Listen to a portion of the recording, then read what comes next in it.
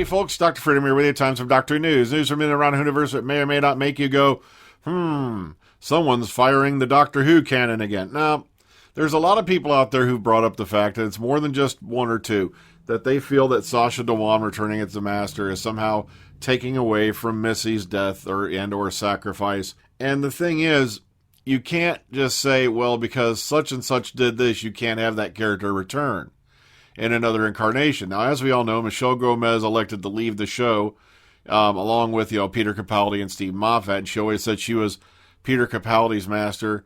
So, that's kind of like, wasn't even the cards for Missy to return, at least on the air. Now, if you want to go hear more about, the Missy, then she's been doing a lot of Big Finish, various little things over there, various stories. There's the Missy Chronicles. There's also some other stuff that she's doing. Also, she's been really busy with, the Chilling Adventures of Sabrina over on Netflix. So I don't see her coming back to the role. So what are you going to do? Not have the Master on again? But, just little things here and there. Also, a lot of talk going on about the ratings. And I'm like, they got the highest rated show on the BBC for New Year's Day. And they scored, like a 23% audience share on part 2, and they said, well, these ratings are disappointing. It's called, folks, people aren't watching TV that much anymore. I think the highest rated show on New Year's Day was like 5 million viewers, and the highest rated one on the day Spyfall Part 2 aired was Call the Midwife, which is always very popular. And it came in at like 7 million. The thing is this, I was not surprised by the ratings drop. I don't know why people are. I don't know why there's actually people out there claiming to be fans who are cheering this. What do they think is going to happen when Chibnall leaves? That they're going to get another showrunner? No. It'll likely be the end of the series at this point. Sorry, you're not getting another one. So why don't you try supporting the show instead of, trying to get it canceled, and then we'll be looking at, another 10, 20-year hiatus? But that's just me. That's my opinion on it. Tell me what your opinion is down in the comment box. I'd be glad to hear it. All right, but here's some pictures taken of Jodie recently, doing a bit over at Sirius XM for an interview for a show here. So if you like, collecting these kind of pics, I'll send you the link to this tweet so you can go pick it up. Also, remember when they were talking about official Doctor Who merchandise? This is the t-shirt that's been released for Spyfall. This is the version, this is one over on Hot Topic. So chances are, if you're on the American side of things, you're going to have to go to Hot Topic. But over here on, Forbidden Planet, they got better photos of it actually a bit. But, here's your British prices and all that. And remember, this is available to pre-order. It's due for release on the 30th of January. So it's going to be a few weeks where you actually get it. But if you want to pre-order it now, there you go. And it's, of course, the laminate card that, the 13th Doctor left for, Ryan Sinclair, to pick up on. All right, moving forward. Okay, here's some new pictures for Orphan 55. Before I go into these, spoiler alert, spoiler alert, spoiler alert. I'm just going to say it now so I don't get some guy saying I didn't put any goddamn warning on the previous video, which is weird to me because I always tend to warn people before I go anything spoilery. Okay, now this story was written by Ed Heim, of course, the guy who wrote the frog story that freaked everybody out last year. Here you go. It's even got a timed listing for when you can see it. Bam, here we go. Let's move down a bit. Matter of fact, this one will be on BBC One, 7:10 p.m. this coming Sunday. But the most intriguing photo out of the bunch is this one right here.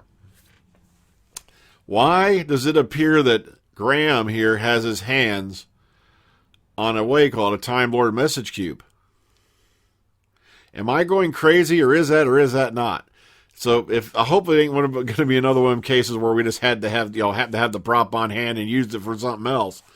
But kind of looks like one to me. Interesting. Green-haired people, oils. But if you want to take a look at these, of course, as you can see, they always have some pretty good high-quality photos here. They've also been picking up a bit, getting a bit more on the ball. For a while there, I was starting to get worried about Doctor News because they were starting to really get behind on most things. But if you also want to see the upcoming trailer for this episode, here it is, linked for you right to this page off the Doctor YouTube channel. So there you go, all in one. All right, now Orphan 55, get ready for this. The actor who plays the monster. Now this is the monster that Jodie said that she actually bricked it. And guess what? This monster is being played by Spencer Wilding. who was one of the two actors to embody Darth Vader in Rogue One. This guy is like 6'7" or something like that if you go look him up. So, he is one tall, big dude. And of course, they go into the previous quotes about the monster. Here's some more shots, once again, taken from the trailer the next time and all that, if you want to go check them out for yourself. Also, Will Austin will be guest starring as Worm. Gia Ray, I believe that's how it's pronounced, will also play a role in Orphan 55. Ray was present at filming in both Barry Island and Tenerife. All right, moving on. The Timeless Child. Jodie Whittaker hints of a continuing mystery. This is going to be a continuing mystery, probably all the way up to the end of Jodie's run. Kind of like a little, story arc thing to carry it over. Now, as far as I know, I believe costume designer Ray Holman has canceled Gallifrey. What do you call it? Go in the not Gallifrey base. See, I'm losing it. Going to the Gallifrey 1 convention. So this could indicate that he's going to be wrapped up getting things done for the next series. All right, here we go. Here's some stills for you. Here's some pictures from the live Q&A that took place in New York when they did that special screening for both Spyfall 1 and 2, which was just, the other day, Sunday. All right, Laura Fraser, Doctor Who role was inconceivable, and she said she battled nerves when she appeared on Doctor Who because in her head, a role in the sci-fi hit had been, quote-unquote, almost out of reach. And she had grown up watching the program. Like she said, when she was a child, it was inconceivable that she would ever be in it. So she does make a guest appearance later on. Nice short little article talking about that. Here you go, over on the Irish News. Now, here's the important thing that I love about this. And this is something the naysayers are not talking about. Now, nice index score there. 82 is not bad. Now, it says here, Spyfall reaction. All of them are pretty much, positive. For a change. All very good reviews. But, of course, you'll never hear that because it's all trash, according to some folks out there in YouTube land. But you got to keep in mind, a lot of these folks who are doing these YouTube shows, half of them probably never even heard of the damn show before last year or the year before that. Yet all of a sudden they're out here and become armchair experts on Doctor Who. Go figure. But I could have swore this, I could swear this should have gotten a bit higher for Spyfall Part 1. I had my problems with Spyfall Part 2. As you'll see in the Omega Files, I'm going to have that out tomorrow night. But also, if you run over here to Mandip Gill's Instagram, she's got some various photos from their New York trip, from, New Year's Eve.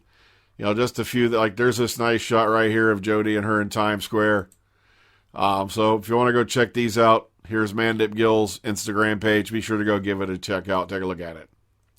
So once again, I just want to stop here and say, for you folks who are going, Chibnall has to go, Jodie has to go, yada, yada, yada. Here's the problem. I was even going to do a video on this. I'm still tempted to do it. Maybe do a live stream. I'm going to call it Chibnall's Fired, Now What? Because a lot of people seem to forget that Chris Chibnall had to be goaded into taking the job. Matter of fact, the BBC even, I think, talked Stephen Moffat into sitting down and have a little elbow rub session with him. And apparently it was over several drinks before he finally agreed to it. And now you see why. You try to do anything different, you get stepped on. You take an incredible move that has brought world attention back to the show. Now, maybe enough to breathe enough life in it to keep it around a few more years. You get stepped on. And if you take a completely different approach, something new, something different. You see, the thing was about Series 11, one of the biggest complaints about the Moffat era, everybody kept saying, the stories are too complex, the arcs are too complicated, and yada, yada, yada. Somebody comes along, tries to simplify that down, and then the bitching starts.